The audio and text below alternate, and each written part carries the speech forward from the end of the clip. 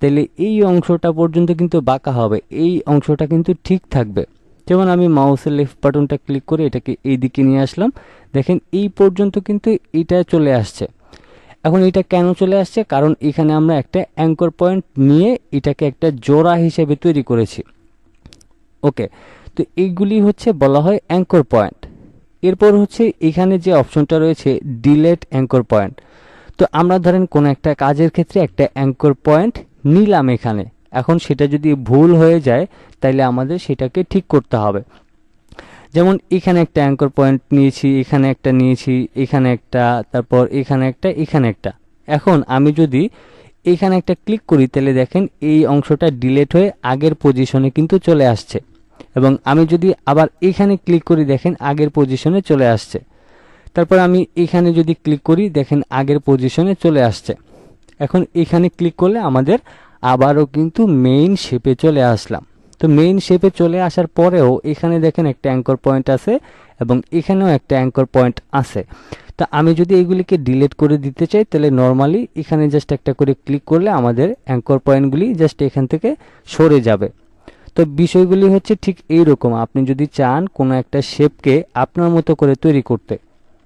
তো এই বিষয়গুলি আরেকটু ভালোভাবে বোঝার জন্য আমি এখান থেকে ধরেন অ্যাড অ্যাঙ্কর পয়েন্টে গেলাম, আমি নর্মালি এখানে একটা অ্যাঙ্কর পয়েন্ট নিলাম, তারপর এখানে একটা অ্যাঙ্কর পয়েন্ট নিলাম, এরপর আমি ধরেন মাঝখানে একটা অ্যাঙ্কর পয়েন্ট নিলাম। এখন আমি যদি ডিরেক্ট সিলেকশন টুলের মাধ্যমে এখানটা টেনে আমরা এটাকে উপরের দিকে নিয়ে যাই তাহলে এখানে একটা অ্যাঙ্কর পয়েন্ট এবং এখানে একটা অ্যাঙ্কর পয়েন্ট নেওয়ার কারণে শুধুমাত্র এখান থেকে এটা টানার কারণে এই অংশটুকু কিন্তু উপরের দিকে উঠছে। যদি আমরা এখানে দুইটা অ্যাঙ্কর পয়েন্ট না নিতাম তাইলে আমাদের ঠিক এটা এরকমভাবে নিচেই আসতো, কোনো দিকে কিন্তু পরিবর্তন আসতো না। তো এটা হচ্ছে অ্যাঙ্কর পয়েন্টের কাজ। এরপরে আপনি ধরেন এখানে একটা অ্যাঙ্কর পয়েন্ট নিয়েছেন, আপনি চাচ্ছেন যে এইখান থেকে যেই অংশটা রয়েছে এটাকে একটু কমিয়ে দিতে।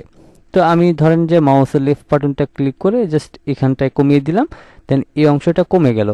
আবার যদি আপনি এই অংশটাকে এখানটায় নিয়ে আসতে চান তাও নিয়ে আসতে পারবেন। আবার যদি চান যে আপনি এটাকে এইখানটাতে নিয়ে আসতে সরাসরি, সেক্ষেত্রেও কিন্তু আপনি করতে পারবেন, কোনো সমস্যা নেই। তো আপনার যেভাবে ইচ্ছা সেভাবেই কিন্তু আপনি এখানটায় এটাকে কন্ট্রোল করতে পারবেন। ওকে, এরপর হচ্ছে আমরা এই শেপটাকে ডিলিট করে দিলাম। এখন এখান থেকে আমরা যেটা শিখলাম অ্যাড অ্যাঙ্কর পয়েন্ট এবং ডিলিট অ্যাঙ্কর পয়েন্ট। এখন এইখানে যে আরেকটা অ্যাঙ্কর পয়েন্ট রয়েছে এটার কাজ কি? তো এটার কাজ বোঝার জন্য আমরা আবারও রেক্টেঙ্গেল টুলে গেলাম এবং আমি এখান থেকে এরকম একটা শেপ নিলাম। এখন এখানে হচ্ছে আমাদের এই যে অ্যাঙ্কর পয়েন্ট টুলটা রয়েছে, আমি যদি এই মাঝখান থেকে মাউসের লেফট বাটনটা উপরের দিকে ড্র্যাগ করি তাহলে দেখেন কত সুন্দর করে এটা কিন্তু রাউন্ড হয়ে গিয়েছে। একইভাবে আমরা যদি এই নিচেরটাকে এইভাবে করে রাউন্ড করতে চাই তাইলেও কিন্তু এটা রাউন্ড হয়ে যাবে। তা আপনি যেইভাবে করে রাউন্ড করতে চান সেভাবে করে কিন্তু আপনি রাউন্ড করতে পারবেন। তারপর ধরেন আমি যদি এটাকে ডাউন করতে চাই ডাউন করতে পারবো, আমি যেইভাবে চাই সেভাবে কিন্তু এটাকে করতে পারবো। তো এটা হচ্ছে আমাদের স্ট্রোকের ব্যাপারে। আমি এবার একটু ফিল কালারের বিষয়টা দেখাই। আমি এখান থেকে একটা রেক্টেঙ্গেল টুল নিলাম, তারপর এখান থেকে আমি অ্যাঙ্কর পয়েন্ট টুলে গিয়ে আমি নর্মালি ধরেন এটাকে একটু চাপিয়ে দিলাম, তারপরে এখান থেকে এটাকে একটু চাপিয়ে দিলাম। তো এটা কিন্তু একটা ডিজাইন হয়ে গেল। তা আপনি চাইলে যেভাবে করতে চান শেপগুলিকে সেভাবে করতে পারবেন। আবার যদি আপনি চান যে এই অংশটাকে এখানটায় নিয়ে আসতে, তারপর হচ্ছে আপনি এখানটায় নিয়ে আসতে, তাইলে আপনি আপনার মতো করে যে কোনো কিছু কিন্তু তৈরি করতে পারবেন। আচ্ছা, এবার হচ্ছে আমরা এখানকার বিষয়গুলি বুঝলাম। এরপর হচ্ছে আমাদের এখানে কিছু টুলস রয়েছে, কার্ভ টুল। তো কার্ভ টুলের মাধ্যমে যেমন ধরেন নর্মালি আপনি এখানে একটা ক্লিক করলেন, তারপরে এখানে একটা ক্লিক করলেন। এবার যদি আপনি ফ্রি হ্যান্ডে এখানে ক্লিক করেন তাহলে দেখেন আমাদের একটা রাউন্ড শেপ কিন্তু হয়ে গেল। আমি আবার বোঝাচ্ছি, যেমন ধরেন এখানে একটা ক্লিক করলাম, তারপর এখানে একটা ক্লিক করলাম।